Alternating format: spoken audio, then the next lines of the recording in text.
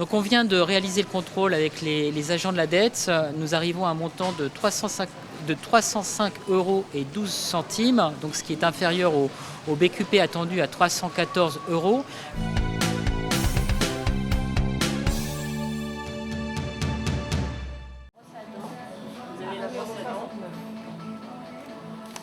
Depuis la dernière visite faite par les personnels de la dette, on voit des améliorations par rapport au contrôle, c'est-à-dire un affichage qui est beaucoup plus présent par rapport aux produits. Maintenant, ce que l'on remarque, c'est qu'il y a un certain nombre de produits de substitution qui ont été mis en place, c'est-à-dire que soit il n'y a pas eu, le produit n'a pas été acheminé, donc ils ont quand même trouvé le produit de substitution, donc il est bien présent. Après, je remarque que nous avons bien des produits frais, des produits locaux, nous avons une gamme de marques qui est assez hétérogène. On peut avoir la marque de l'enseigne, on peut avoir des produits de marque aussi sur certains types de références. En tout cas, pour le moment, le contrôle se déroule convenablement. Ce que l'on peut regretter, c'est ce fort affichage promotionnel qui peut inciter sur certains produits qui sont trop gras, trop sucrés, trop salés, alors qu'on doit aussi être attentif à la consommation.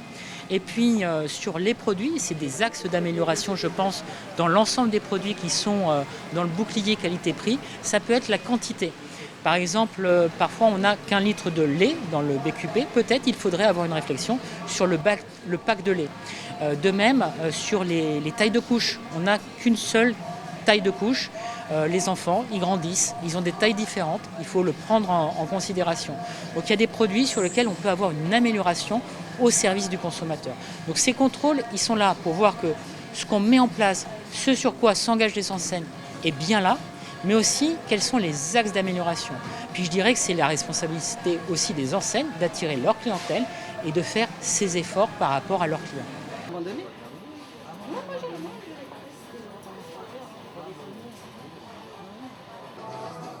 2,39. Ouais, c'est ça.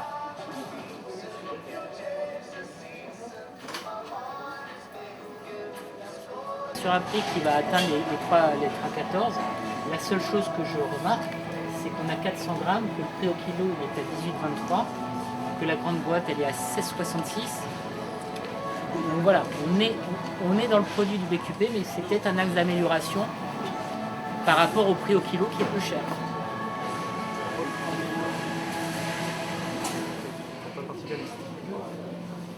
Là, ça fait 3 extraits.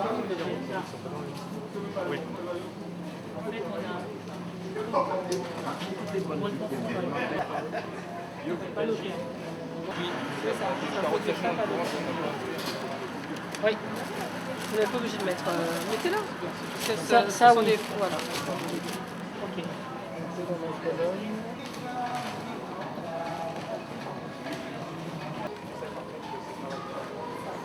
200 grammes à 1,89 €.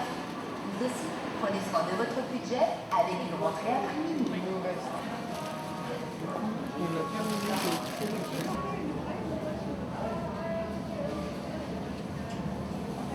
Alors, pas comme concert.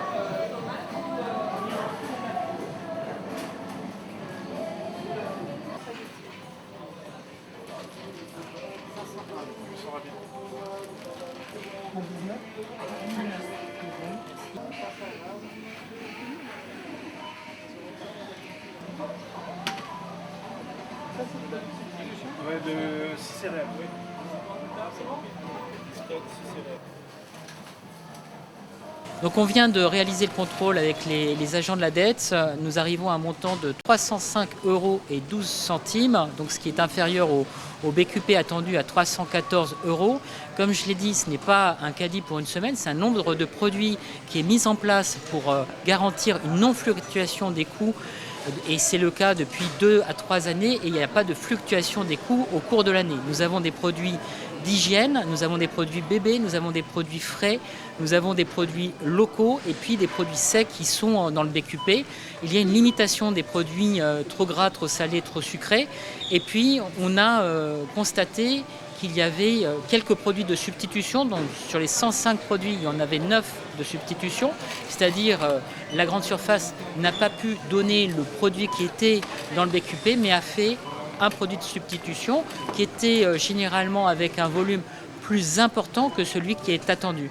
Après, on a toujours des pistes d'amélioration, notamment sur l'étiquetage, pour que le consommateur ait bien l'information, se repère dans les rayons. Il y a aussi des enjeux sur certaines quantités de produits, je pense au pack de lait. Actuellement, c'est une brique de lait et non pas un pack de lait. Et puis, certaines tailles de produits, notamment les cuches-coulottes, qui sont une seule taille de produit. Et puis, des produits aussi d'hygiène qui nécessiteraient, notamment pour les enfants, d'être pris en compte. Mais ça, c'est aussi des marges d'amélioration dans le cadre des négociations avec les grandes surfaces et en prenant compte aussi l'avis des consommateurs. J'informe aussi que les consommateurs ont la possibilité de signaler quand ils constatent des irrégularités ou des produits qu'ils estiment trop chers, de pouvoir saisir les agents de la DETS, et je laisserai la chef de service de la DETS pouvoir vous en parler. La qualité des produits par rapport à la conformité au BQP y est, c'est-à-dire que nous trouvons bien les produits, des produits frais, que ce soit des pommes de terre, des patates douces, des bananes, la soupe qui est prévue dans le BQP est bien présente. Nous avons aussi des produits qui peuvent être de marque, notamment sur les produits d'hygiène, on a pu le remarquer. Et puis on a des produits qui sont aussi les produits de la marque. Mais ça, c'est aussi une information aux consommateurs à avoir. Est-ce qu'on a nécessairement un produit de marque pour telle ou telle qualité de produit? Ça, c'est une décision qui revient au consommateur et c'est à sa libre appréciation. Je rejoins le constat de M. Dorsch. Pas de manquement majeur, des produits qui étaient disponibles, des produits variés, des marques nationales, des marques de distributeurs qui sont très bien et des produits locaux. Donc pour soutenir la production locale, ce qui est une bonne chose. Quelques améliorations, comme par exemple on a constaté qu'un cahier pour école était tout petit, donc c'est vrai que ce n'est pas les formats que choisissent en général les familles pour la rentrée. Donc globalement un bilan positif et encore une fois je le répète, le consommateur peut être actif du dispositif BQP et peut nous saisir. Je l'encourage à télécharger sur son téléphone portable l'application qui s'appelle Signal Conso et qui permet de signaler justement tout ce qui n'irait pas dans le cadre du BQP ou autre. Vous pouvez signaler une indisponibilité, un problème d'affichage, un problème de différence de prix entre le rayon et la caisse. C'est vraiment une application qui est très facile à utiliser et qui peut nous permettre permettre au service d'aller plus rapidement sur le terrain parce qu'évidemment nous ne pouvons pas être partout. La DETS, c'est une vingtaine d'agents sur des missions extrêmement différentes. Donc voilà, il faut que le consommateur connaisse le dispositif et il faut qu'il n'hésite pas effectivement à faire sien le dispositif, c'est-à-dire à signaler lorsqu'il n'est pas correctement utilisé par les grandes surfaces qui sont partenaires. Il y en a 22 en Guadeloupe, ça couvre tout le territoire.